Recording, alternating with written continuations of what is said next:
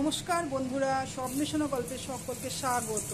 আমি আজকে আপনাদের করে দেখাচ্ছি পোলের মাছের ঝোল। এখানে প্রথমে আমি কড়াইয়ের মধ্যে সর্ষের তেল দিলাম, দিয়ে এবারে আমি আলুটাকে একটু ভাজছি। আলুটা দেখুন, দেখতেই পাচ্ছেন বন্ধুরা আলুটা কীভাবে কাটা হয়েছে। এবার কেটে এইভাবে আমি এখন একটু ভাজবো। ভেজে একটু বেশ একটু ভাজা ভাজা হয়, সেগুলো একটু কিছুক্ষণ ভাজবো। ভাজার পরে পেঁয়াজটা, আমি এটা দুরকমভাবে করা যায়, কালো জিরা ফোড়ন দিয়ে করা যায়, কিন্তু আমি আজকে ওইভাবে করছি না। আজকে আমি পেঁয়াজ দিয়েই করছি। এরপরে আমি পেঁয়াজটা দিয়ে দেবো। পেঁয়াজ দিয়ে এবার মোটামুটি আলুটা একটু ভাজা হয়ে এসছে। এখন আমি পেঁয়াজটা দিয়ে দেবো। এই দেখুন, পেঁয়াজটা দিয়ে দেওয়া হয়ে গেলো। এবারে এখন পেঁয়াজ, তার সাথে কাঁচা লঙ্কা আছে, পেঁয়াজ কাঁচা লঙ্কা এখন এবার এটাকে ভাজবো আমি।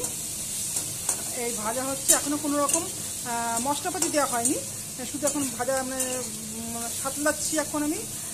আর এই দেখুন, পাশে মাছটাকে ভেজে রেখেছি আমি। কলাই মাছ সত্যি খেতে খুবই ভালো লাগে, একটা সুস্বাদু একটা খাবার। এটা মোটামুটি আমরা কিন্তু এই সময়ই মানুষ বেশি খায়, কারণ কিনা আমরা জন্য পক্স হলে মানুষ এই মাছটাই খায় কালো জিরা ফোড়ন দিয়ে। তখন তো কিছু রিচ করা চলে না, কিন্তু আজকে আমি একদম সিম্পল করছি না, আমি একটু রিচও না, ঠিক যাই হোক, ওই মশলাপাতি দিয়ে একটু করছি। এর মধ্যে আমি এবার এখন আমি দিতে যাচ্ছি লবণ দেবো, লবণ আর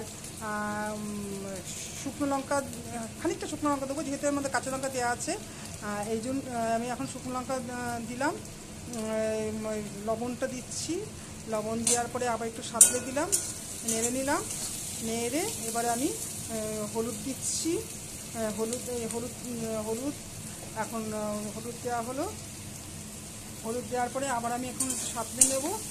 সাঁতলে নিয়ে বেশ, তেলটা আমার আজকে একটু বেশি পড়ে গেছে তেলটা বন্ধুরা। একটু তেল বেশ দেখা যাচ্ছে, ভালো একটু তেল দিয়ে দিয়েছি, কেন মাছের ঝোলে না, যাই হোক একটু তেল না হলে ভালো লাগে না। এবার জিরে ফোড়ন দিচ্ছি, জিরেও দিলাম, দিয়ে এবার বেশ মোটামুটি ভাজা হয়ে এসছে আমার। এখন আমি এর মধ্যে আমি জল দেবো। ভাজাটা মোটামুটি হয়ে এসছে, বেশি ভাজবো না, ভাজলে আবার কেন কিনা বেশি পুরা লেগে যাবে, তখন জিনিসটা কালো কালো হয়ে যাবে। ওই জন্য আমি এখন এর মধ্যে জল দিয়ে দিচ্ছি, জল দিয়ে দেবো। জল দেওয়ার পরে মাছটা একটু ঝোল করবো, ঝোল করে দেবো।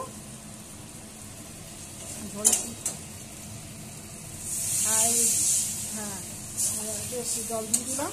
এখন আমরা এর মধ্যে এখন ঢাকা দিয়ে দিচ্ছি, ঢাকা দিয়ে দিলাম।